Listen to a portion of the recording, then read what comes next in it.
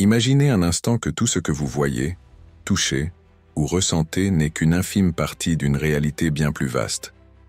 Et si des êtres invisibles agissaient autour de vous, influençant des événements que vous pensiez aléatoires? Vous avez cliqué sur cette vidéo parce qu'une question profonde vous taraude. Qui sont réellement les anges?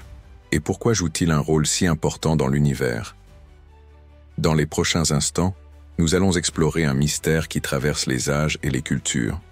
Des êtres spirituels d'une puissance incommensurable, souvent mal compris, mais dont l'impact dépasse tout ce que nous pouvons imaginer.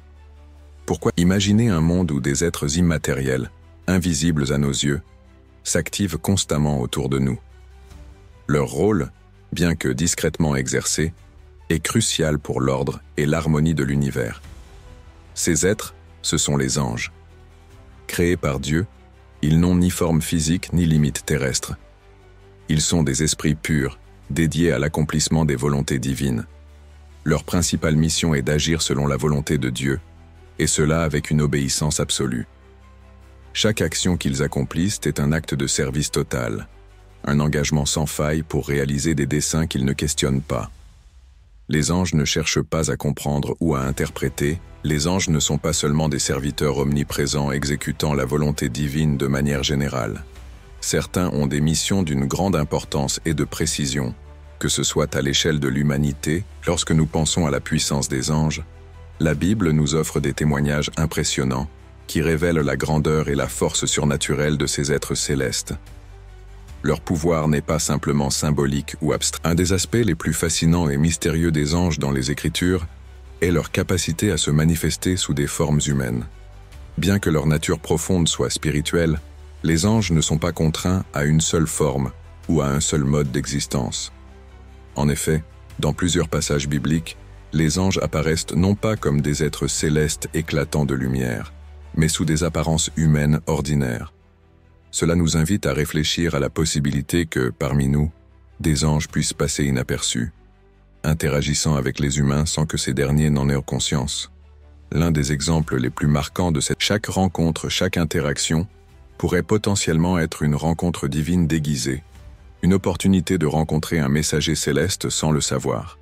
Cette vérité, si elle est prise en compte, pourrait transformer notre manière d'aborder nos interactions quotidiennes, nous incitant à être plus attentifs, plus ouverts et plus conscients des signes subtils de la présence divine dans nos vies.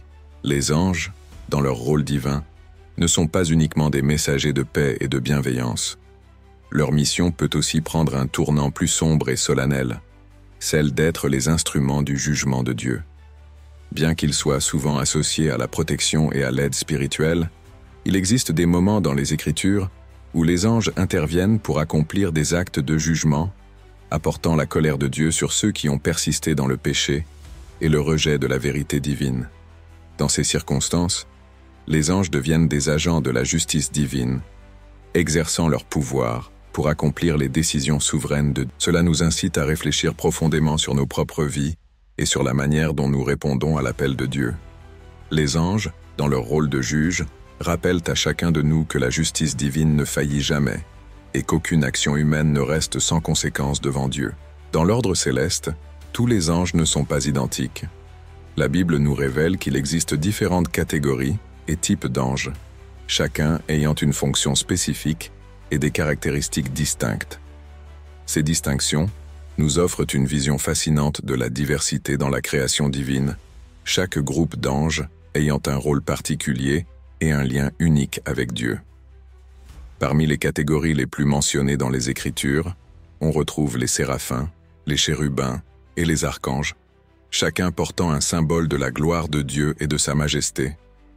Les séraphins sont les anges les plus proches du trône de Dieu, et leur rôle est de glorifier constamment l'Éternel.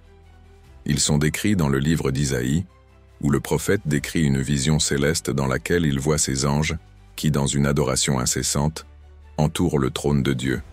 En Isaïe chapitre 6, il est écrit « Des séraphins se tenaient au-dessus de lui. Chacun avait 6 ailes. Avec 2, ils couvraient à leur face. Avec 2, ils couvraient à leurs pieds. Et avec 2, ils volaient. Ils criaient l'un à l'autre en disant « Saint, Saint, Saint est l'Éternel des armées. toute la terre est pleine de sa gloire. Le terme séraphin vient du mot hébreu saraph, qui signifie brûler ou ardent, ce qui évoque leur amour intense et leur adoration pure. Les différences entre les classes d'anges montrent que, dans l'ordre divin, il y a une hiérarchie céleste, chaque groupe ayant une mission particulière qui reflète les multiples facettes de la grandeur de Dieu. Ces anges, qu'ils soient séraphins, chérubins ou archanges, œuvrent en parfaite harmonie pour accomplir la volonté de Dieu, en mettant en lumière la diversité et la splendeur de l'œuvre divine dans les cieux et sur la terre. Ils rappellent à chaque croyant que Dieu, dans sa sagesse infinie, a créé des êtres spirituels variés pour remplir des rôles spécifiques, chacun manifestant la gloire de Dieu d'une manière unique.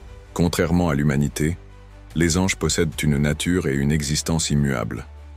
Leur création est un événement unique, un acte divin qui a eu lieu une fois pour toutes, et leur nombre reste fixé à jamais. Ils ne connaissent ni la reproduction, ni le mariage, comme l'écrit Jésus dans l'évangile de Matthieu au chapitre 22, car à la résurrection, ils ne se marient, ni ne sont donnés en mariage, mais ils sont comme les anges dans le ciel.